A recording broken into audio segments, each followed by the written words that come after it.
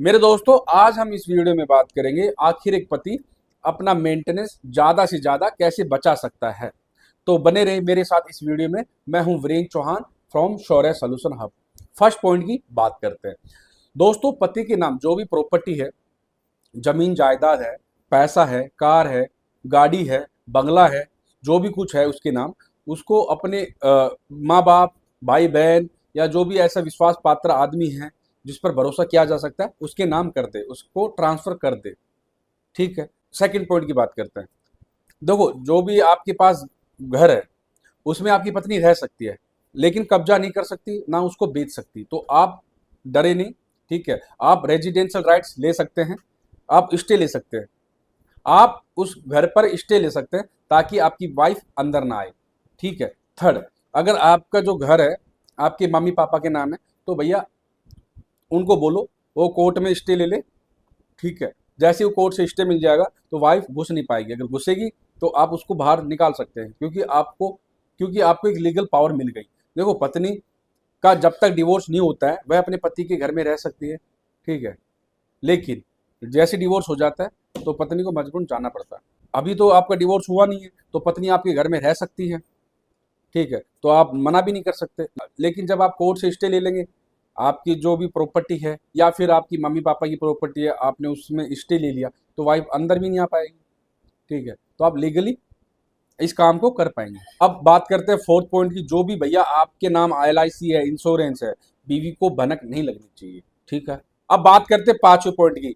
दोस्तों, जो भी बच्चा है आपके पास है तो बच्चे की कस्टडी अपने पास रखें ताकि कोर्ट मेंटेनेंस ज्यादा से ज्यादा ऑर्डर ना कर पाए और आप अपना मेंटेनेंस बचा सकते हैं। कोर्ट में आप ये कह सके कि बच्चा तो मेरे पास है, बच्चे की परवरिश मैं कर रहा हूँ, स्कूल की एजुकेशन, ड्रेस, सारा खर्चा तो मैं ही कर रहा हूँ, तो मेरी वाइफ को किस बात का मेंटेनेंस चाहिए। तो आप यह बात रख सकते हैं। ये तभी रख पाएंगे जब बच्चा आपके पास रहेगा। सिक्स पॉइंट की बात करते हैं। दोस्तों, जो भी आप कमाते हो, जितनी आपकी प्रॉपर्टी एसेट्स है, इनकम है, तो आप भैया अपने पास ही सीमित रखें। अपनी वाइफ को मत बताएं। ठीक है। नहीं तो कोर्ट में जाएगी तो बड़ा चढ़ाकर पिटीशन के अंदर लिख देगी कि भैया मेरे पति के पास इतना पैसा है, ये कमाता है, वो कमाता है। तो अपने पास ही सीमित रखे, बीवी को ना बताए। बात करते हैं सातवें पॉइंट की। भैया बीवी कमाती थी, अब नहीं कमाती है, तो आप अपने एविडेंस इकट्ठा करें, कलेक्ट करें और कोर्ट में दिखाए। जब वह मेंटेनेंस का केस फाइल करती है तब आप दिखा देना कि मेरी बीवी भैया पहले अर्नी थी लेकिन अब जानबूझकर उसने जॉब छोड़ दी है। तो इस प्रकार से आप बातें रखेंगे, आपका मेंटेनेंस बच जाएगा ऑर्डर होने से। अब बात करते हैं 8 पॉइंट की। देखो भैया, बीवी ने कभी भी आपके साथ क्रूरल्टी की है, लड़ाई झगड़ा किया है, नामर्द बोला है, छक्का बोला है, गुस्सा करती है, उसका चरित्र खराब है, तो आप उसकी वीडियो बनाए, ऑडियो रिकॉर्डिंग करें और कोर्ट में पेश कर दें।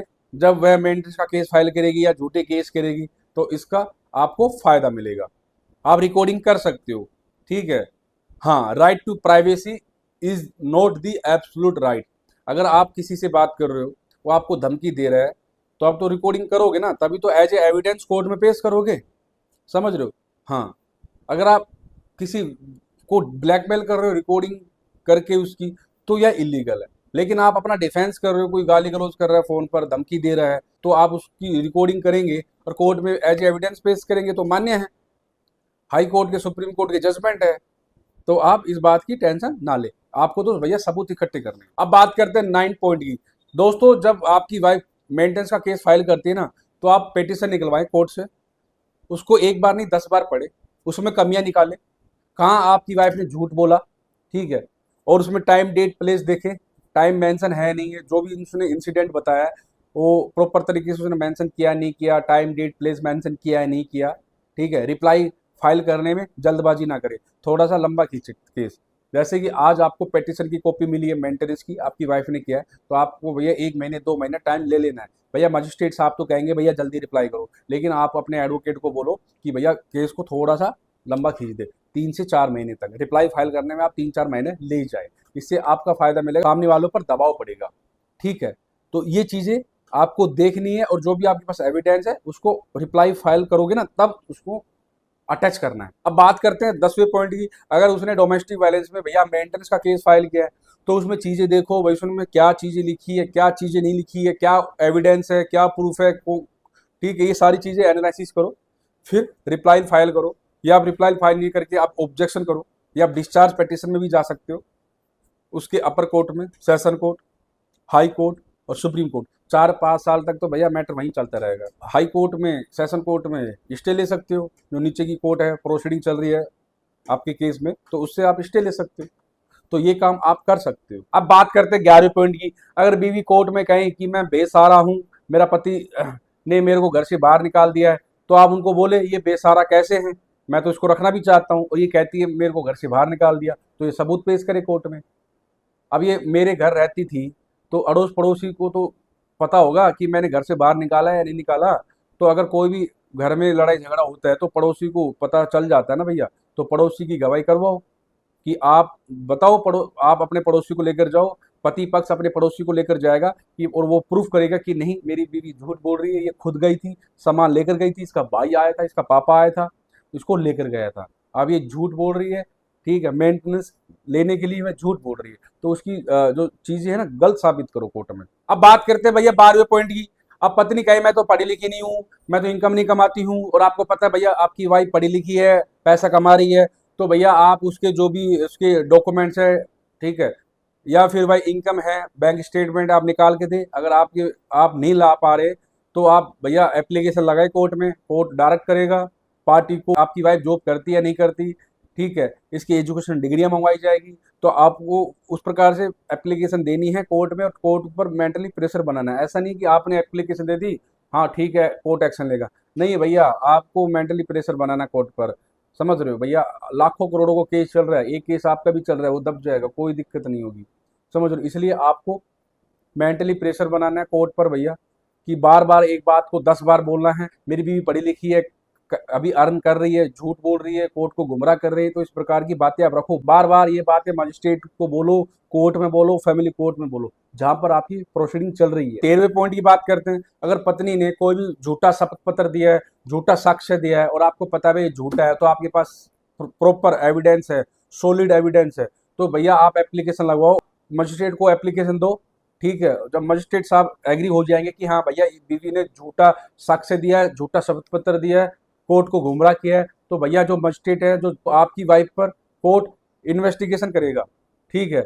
और अगर इन्वेस्टिगेशन में चीजें सच पाती है आपकी साइड से कि हाँ भैया आपने एविडेंस दी और वाइफ का जो शपथ पत्र दिया वो फर्जी निकला है, ठीक है, और जो भी साक्ष्य दिए उसको वो फर्जी निकले, नकली निकले हैं, ठीक है, तो भैया उस पर क्रिमिनल चार्जेस लगेंगे, ठीक है।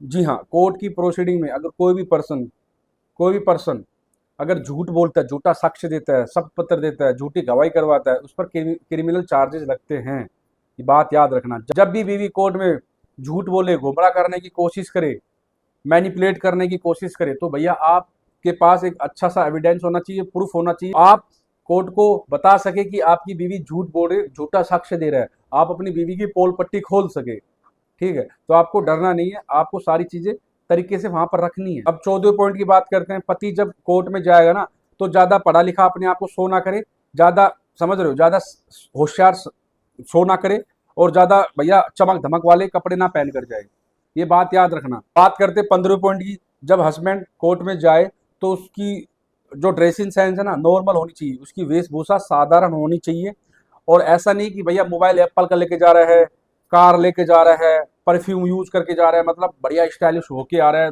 मतलब इस प्रकार से, तो कोर्ट को लगेगा कि भैया ये पैसे वाला है, ठीक है, इसका living of the standard better है, आपके अगेंस्ट मेंटेनेंस ज्यादा से ज्यादा ऑर्डर कर दिया जाएगा। जी हाँ, तो इसलिए आप अपने आप को नॉर्मल शो करें कोर्ट में। कोर्ट जो भैया जो जज होते हैं ना, मजिस्ट्रेट होते हैं, पति की हर चीज को नोटिस करते हैं, उसकी ड्रेसिंग सेंस, उसके बोलने का तरीका, उसने घड़ी पहनी है नहीं पहनी, पहनी है तो कौन सी, मोबाइल है तो कौन सा है, ठीक है, दिखने में कैसा है, भैया परफ्यूम यूज करता है, सारी चीजें, मतलब इस प्रकार से चीजें नोटिस की जाती है, लिविंग ऑफ स्टैंडर्ड देखा जाता है, ठीक है। तो ये बात याद रखना। बात करते हैं 16 पॉइंट की। भैया आप जो भी गोल्ड पहनते हैं, जो भी आपके पास एक्सपेंसिव सामान है, तो आप कोर्ट में सिंपल बनकर जाए, गोल्ड ना पहने, चैन ना पहन कर जाए, महंगा मोबाइल ना लेकर जाए, ठीक है, हल्का मतलब नॉर्मल फॉर्मल शर्ट पैंट पहन कर जा सकते हो, सिंपल जाओ, ठीक है, और वहाँ पर चीज़ें बोलो कि मैं अपनी वाइफ को रखना चाहता हूँ, जो भी आप बात रखो तो अपनी बात तरीके से रखो। तो बात करते हैं 17वें पॉइंट की। भैया कोर्ट में जब जाओ तो मजिस्ट्रेट साहब, जज साहब जो भी आपसे पूछे तो शांति से जवाब दो, आर्ग्यूमेंट मत करो, जिद बहस मत करो जज साहब से। आपको एक अच्छी इमेज बनानी है कोर्ट में, ताकि आपका मेंटेनेंस ऑर्डर ना हो, अगर हो तो थोड़ा सा कम हो, ठीक है, ज़्यादा से ज़्यादा ऑर्डर ना हो। अब 18वें पॉइंट की बात करते हैं। जब भैया मेंटेनेंस के लिए आर्ग्यूमेंट चल रहा है ना, बहस चल रही है, तो आप उनको बोले कि भैया मैं मेंटेनेंस देने के लिए तैयार हूँ, मेरी वाइफ मेरे साथ आकर रहे, और बेवजह मैं मेंटेनेंस क्यों दूंगा, ये मेरा घर छोड़कर गई थी, मायके गई थी, मैं तो लाना भी चाहता हूँ। समझ रहे हो? तो इस प्रकार से बातें रखें, तरीके से रखें, और अपनी बात पर अड़िग रहे कि बच्चा मेरे पास है, मेरी वाइफ बेवजह नहीं रहना चाहती है, तो मैं मेंटेनेंस देने के लिए तैयार हूँ, लेकिन मेरे साथ आकर रहे, बात खत्म। अब बात करते हैं 19 पॉइंट की। देखो भैया, आपकी जो वाइफ का जो कैरेक्टर है, स्वभाव है, नेचर है, जो भी उसने क्रूरल्टी की है आपके साथ, उसको लाने की ना कोशिश करे, कोर्ट को बताए आपकी जो वाइफ है ना भैया, इनोसेंट नहीं है, भोली नहीं है, ठीक है, अबला नहीं है वो। ऐसा है, दिखा रही कि भैया मेरे साथ बहुत ज्यादा क्रूरल्टी की गई, मारपीट की गई, मेरे को घर से निकाल दिया, इस प्रकार से अपने आप को विक्टिम की तरह शो कर रही है, विक्टिम कार्ड खेल रही है, वुमन कार्ड खेल रही है। उसकी जो हकीकत है ना, कोर्ट को बताओ, कोर्ट के सामने लेकर आओ, जो भी आपके पास प्रूफ है, विटनेस है, ठीक है, ऑडियो वीडियो रिकॉर्डिंग है, तो बताओ कोर्ट को, ठीक है। अब वाइफ रोने लग जाएगी, समझ रहे हो, तो आप उसको बताओ कि ये इसने यही कहा था कि मैं गुमराह करूंगी कोर्ट को, और मैं रोऊंगी, और जज साहब मेरी बात मान जाएगी। तो आप इस प्रकार से बातें करो, मजिस्ट्रेट साहब को, जज साहब को बताओ, पहले ही उसने मुझे बता दिया था कि मैं रोऊंगी, और जज साहब पिघल जाएगा और मेरा मेंटेनेंस ऑर्डर हो जाएगा। तो इस प्रकार से बातें रखो। 20वें पॉइंट की बात करते हैं।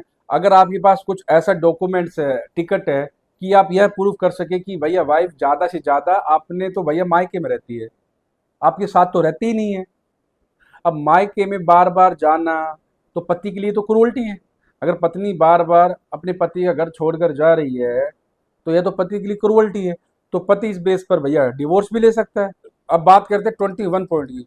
दोस्तों, अगर आपके पास ऐसा सबूत है कि आपने अपनी बीवी को घुमाया फिराया हो, कुछ बीमारी का इलाज करवाया हो, कुछ ऐसा चीज करवाया हो कि भैया उसमें पैसा इन्वेस्ट किया आपने, बीवी को सपोर्ट किया हो, जो भी आपके पास ऐसा प्रूफ है, स्टेटमेंट है, तो कोर्ट में पेश करो कि भैया मैं तो मेरी बीवी को भैया अच्छी तरह से रखता था, इसको घुमाता फिराता था, खर्चा भी करता था, बीमारी का इलाज भी करवाया था। तो इस प्रकार से चीजें रखो, इससे आपकी पॉजिटिव इमेज बनेगी कोर्ट में। अब बात करते हैं 22 पॉइंट की।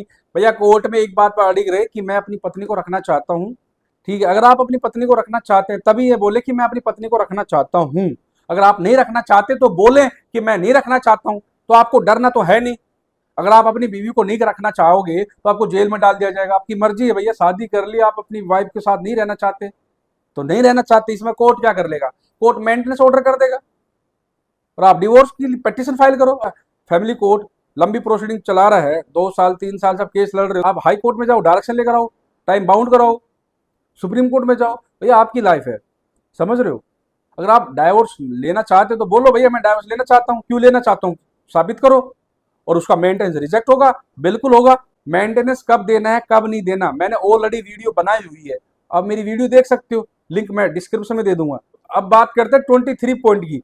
दोस्तों, अगर बीवी भैया मेंटेनेंस का केस फाइल करने वाली है या कर दिया है, तो आप सबसे पहले भैया अपनी माँ बाप को बोलो आप मेंटेनेंस का केस फाइल करें, कोर्ट से ज्यादा मेंटेनेंस ऑर्डर करवा ले। जी हाँ, मेंटेनेंस भैया माँ बाप भी ले सकते हैं, बीवी भी ले सकते हैं, बच्चे भी ले सकते हैं। माँ बाप को बोलो कि भैया आप पर केस करे और कोर्ट के थ्रू आप मेंटेनेंस देने लग जाए, ज्यादा से ज्यादा आप अमाउंट देने लग जाए, ठीक है। इससे क्या होगा, वो आपकी बीवी का मेंटेनेंस भी ऑर्डर होगा ना, तो कम ही होगा, ज्यादा नहीं होगा, समझ रहे हो, ये बात याद रखना। अब बात करते हैं 24 पॉइंट की। अगर आपकी वाइफ ने आप पर, आपके घर वालों पर डोमेस्टिक वायलेंस का केस फाइल किया है, तो आपके पास भी राइट्स है। आपके घर में बहन है, माँ है, उनको बोलो आपकी वाइफ पर डोमेस्टिक वायलेंस का केस फाइल करे, होगी बराबर की टक्कर। सबको पता है बीवी झूठा केस कर रही है, हाई कोर्ट ने बोल दिया, सुप्रीम कोर्ट ने बोल दिया, जो 498A था महिलाओं की ढाल होता था, लेकिन वो हथियार के रूप में उसको यूज कर रही है। अरनेश कुमार के जजमेंट में बोला था सुप्रीम कोर्ट ने, बताओ। कलकत्ता हाई कोर्ट ने तो यहां तक बोल दिया था कि ये तो लीगल टेररिज्म है, 498A को लीगल टेररिज्म की संज्ञा दी थी, कानूनी आतंकवाद। आपको डरना क्यों है? जब इतने जजमेंट आ गए, अरनेश कुमार का, Rajnish versus Neha, Achin Gupta versus state of Haryana, ठीक है, तो आपको डरना नहीं है, आपको तो लड़ना है, दिमाग से लड़ना है, कानून से लड़ना है। अब बात करते हैं 25 पॉइंट की। भैया अगर आपकी वाइफ कमाती फिर भी उसने मेंटेनेंस का केस फाइल कर दिया है, और आप भी कमा रहे हैं, तो आप भी बना मेंटेनेंस का केस फाइल करते, इससे क्या होगा, सामने वाली पार्टी पर थोड़ा सा दबाव पड़ेगा भैया, समझ रहे हो। उसको भी आना जाना पड़ेगा। एक बार तो आना पड़ेगा ना, थोड़ा सा फर्क पड़ता है इन चीजों का। जैसी वाइफ मेंटेनेंस का केस फाइल करे तो आप भी फाइल कर दे कि भैया मेरे को भी पैसा चाहिए। आप तभी फाइल कर सकते हैं जब वाइफ ने कोई भी हिंदू मैरिज एक्ट के अनुसार कोई भी पिटीशन डाली हो। ठीक है, तो आप हिंदू मैरिज एक्ट सेक्शन 24 के तहत मेंटेनेंस का केस फाइल कर सकते हैं। मेरे दोस्तों अब बात करते हैं 26 पॉइंट की। दोस्तों मेंटेनेंस केस की जो हियरिंग आप जल्दी से जल्दी करवाए। जी हाँ, अगर इंटीरियम मेंटेनेंस ऑर्डर हो गया है आपका तो आप भैया हाई कोर्ट में जाए और स्टे ले उस पर, फिर परमानेंट मेंटेनेंस पर आर्गुमेंट करवाएं और जल्दी से जल्दी केस खत्म करवाएं। ठीक है, इससे आपको फायदा होगा। दोस्तों अब बात करते हैं 27 पॉइंट की। दोस्तों जैसे आपका नाम का मेंटेनेंस ऑर्डर हो जाता है कि भैया 10,000 रुपये तुम अपनी बीवी को देंगे, तो अब तुरंत बिना देरी किए रिवीजन में जा सकते हैं, अपील में जा सकते हैं, हाई कोर्ट सुप्रीम कोर्ट में जा सकते हैं। जी हाँ, आपके पास चॉइस होती है। अगर आपका मेंटेनेंस कल ऑर्डर हो गया है तो आप तुरंत नेक्स्ट डे जाएं, अपील कर दें। दोस्तों अब बात करते हैं 28 पॉइंट की। दोस्तों अगर आपकी वाइफ ने झूठा मेंटेनेंस का केस फाइल किया है, 498 भी लगा दिया है, जब वाइफ केस करती है ना तो पूरा पैकेज लगाती है। ठीक है, तो आपको डर कर समझौता कभी नहीं करना है। अगर आपके पास कुछ एविडेंस है, सबूत है, या फिर नहीं है, लेकिन आपको पता है आपकी वाइफ ने जो भी आप पर केस किया है उसमें कमियां हैं, आप कमियां बता सकते हैं, सामने वाली पार्टी को सजा करवा सकते हैं कोर्ट में। जब वो झूठ बोलेगी, शपथ पत्र देगी, तो आप कभी भी समझौता ना करें। जी हाँ, शुरुआती दौर आपके लिए दुखद हो सकते हैं, बाद में धीरे धीरे आपके लिए सुखद होंगे और बीवी के लिए दुखद होंगे। जब बीवी को मेंटेनेंस नहीं मिलेगा, जब उसको सपना दिखाया गया था, ठीक है, जब उसको मेंटेनेंस नहीं मिला, झूठे केस करके उस पर ही पैसे खर्च हो गए, पति को तो कुछ फर्क ही नहीं पड़ा, उल्टा वह खुद हैरेसमेंट हो गई, तो वो खुद सेटलमेंट करेगी। ये बात याद रखना। अब बात करते हैं 29 पॉइंट की। दोस्तों जब कोर्ट में जाए, बीवी आए, अपीयर हुए, तो अपने आप को भैया एक्साइटमेंट फील कराए, खुश रहे। ठीक है, टेंशन में ना रहे, अच्छे कपड़े पहने, वेशभूषा फॉर्मल रखें अपनी। ठीक है, ठीक ठाक कपड़े पहने, और बीवी को नहीं लगना चाहिए भैया तुम उसके लिए भी ना मरे जा रहे हो। आराम से जाओ, खुश रहो, और जब बीवी देखेगी साला इस पर तो उल्टा ही पड़ रहा है, इस पर तो कोई असर ही नहीं हो रहा, ये तो हमेशा खुश है, तो बीवी भैया खुद परेशान हो जाएगी। अब बात करते हैं सबसे लास्ट पॉइंट की, 30 पॉइंट की। दोस्तों जब बीवी आप पर मेंटेनेंस का केस फाइल कर देती है तो आप सस्ते वकील के चक्कर में ना पड़े, आपको एक बेस्ट से बेस्ट एडवोकेट हायर करना है। उस एडवोकेट को हायर करना है जिसने मेंटेनेंस का केस लड़ा है, जो मैट्रिमोनियल केस देखता है। जी हाँ, बिल्कुल, आपको उससे पूछना है कि भैया मेंटेनेंस कैसे आप बचा सकते हैं, कैसे कम ज़्यादा करवा सकते हैं। ठीक है, देखो मेंटेनेंस केस के अंदर एडवोकेट की काबिलियत भी देखी जाती है कि सामने वाली पार्टी से वो कैसे आर्गुमेंट करता है, कैसे वह क्रॉस में लेकर आता है उनको। समझ रहे हो? अगर आपके पास एक अच्छा सा एडवोकेट होगा तो आपका मेंटेनेंस ऑर्डर नहीं होगा, अगर होगा तो बहुत कम होगा। ठीक है, जी हाँ। दूसरी बात, आपको एक ईमानदार वकील हायर करना है। दोस्तों वीडियो कैसी लगी? अगर अच्छी लगी तो लाइक कर दे, शेयर कर दे और सब्सक्राइब कर दे। Thank you.